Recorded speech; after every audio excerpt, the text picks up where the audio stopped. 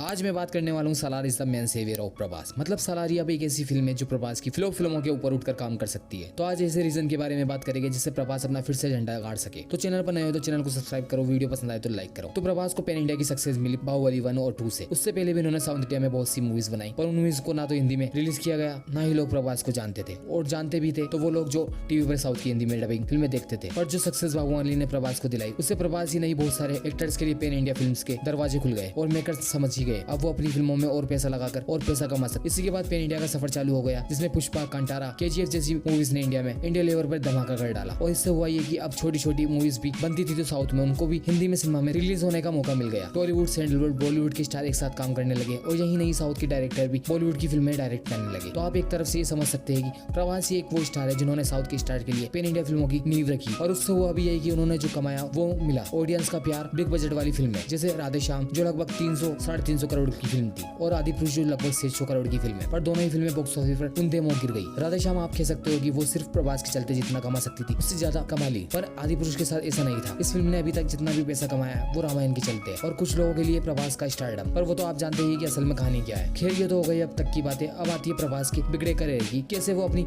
खोई हुई सक्सेस वापस लौटाए। वैसे तो प्रभास ही नहीं, बहुत से सुपर स्टार है जिनकी जिंदगी में इससे भी बुरा टाइम आया है, चाहे अक्षय सर हो या फिर SRK या सलमान खान। ये तो सब जिंदगी का सफर है, कभी ऊपर तो कभी नीचे चलता रहता है। पर बाहुबली के चलते प्रभास के पास अभी भी 300-400 करोड़ वाली फिल्में हैं जो इनके करियर को या तो वापस बाहुबली वाला बना देगी या फिर इनका मालिक ही कला करेगा। तो इनमें पहली फिल्म है सालार, और दूसरी प्रोजेक्ट के एक साइंस फिक्शन फिल्म है, और साथ एक एक्सपेरिमेंटल फिल्म भी है जो चल जाए तो चांद तक, वरना आप जानते ही हो। फिर आप बात करेंगे ओनली सालार के बारे में। अब सालार इतनी चर्चा में क्यों है? आप सोच रहे हो कि प्रभास के चलते, तो ऐसा नहीं है, ये मैं मानता हूँ, क्योंकि सालार को डायरेक्ट करने वाले प्रशांत नील, जिन्होंने KGF जैसी मास मसाला इमोशनल वन में आर्मी वाली फिल्म दी, जिसे आप जितनी बार देखो कम है, और एक अलग मुकाम सेट कर दिया इंडियन सिनेमा में मास एंग्री हीरो का। और लोगों में प्रशांत नील का इतना फेवर चढ़ गया कि लोगों ने उनकी आने वाली फिल्मों की प्रेडिक्शन लगाना शुरू कर दी। KGF का करियर तो बन ही गया, पर उनसे ज्यादा प्रशांत नील उभर गए। अब लोगों को इनकी फिल्मों का इंतजार होने लगा है, जिनमें से सालार, बागीरा, जूनियर NTR के साथ, और KGF 3 अभी से लोगों में उत्साह बनाकर चल रही है। और ऐसा कहने में आ रहा है कि जितनी भी फिल्में होगी सब एक यूनिवर्स का पार्ट होगी, जैसे मार्वल में होता है। अब सालार भी KGF की तरह ही एक मास मसाला एंटरटेन होने वाली है, वही गैंगस्टर वाली, जिसमें प्रभास के साथ पृथ्वीराज सुकुमारन अहम भूमिका में दिखेंगे। तो जैसा अभी तक की खबरों में सुनने में आया है, तो इस फिल्म की कहानी एक गैंग की होने वाली है जिसके लीडर प्रभास होने वाले हैं, और उनके किसी दोस्त की हत्या कर दी जाती है, और वो मरते टाइम एक वादा करते हैं प्रभास से कि वो जितने भी गैंग है उनका नाम और निशान मिटा देंगे। ऐसा मैं नहीं बोल रहा, गूगल की साइट पर है। खैर कहानी कुछ भी हो, प्रभास को जो मास मसाला मूवी की जरूरत थी वो इनको मिल रही है। जैसे बाहुबली में उनका किरदार था वन मैन आर्मी वाला, जिसके लिए सब खड़े हो, तो ये वही मूवी है जो प्रभास की काया पलट सकती है। क्योंकि आप प्रशांत नील का तो स्टाइल जानते ही हो, जिन्होंने ग्रीन हीरो के लिए भी लोगों के दिलों में जगह बना दी, और जिन्होंने यश को पैन इंडिया सक्सेस दिला दी। तो अब तो आपके पास ऑडियंस भी है, प्रभास भी है, प्रशांत नील भी है, और मास मसाला तो है ही, जिनके लिए ऑडियंस पागल है। तो देखा जाए तो इस मूवी में प्लस पॉइंट है बहुत सारे, क्योंकि पहले ना तो लोग यश को जानते थे ना ही प्रभास को, पर अब टाइम अलग है और स्टोरी अच्छी होगी तो मूवी चलेगी ही चलेगी, और डायरेक्टर तो है ही बढ़िया। आई होप कि आपको मेरी बातें समझ आ गई होगी।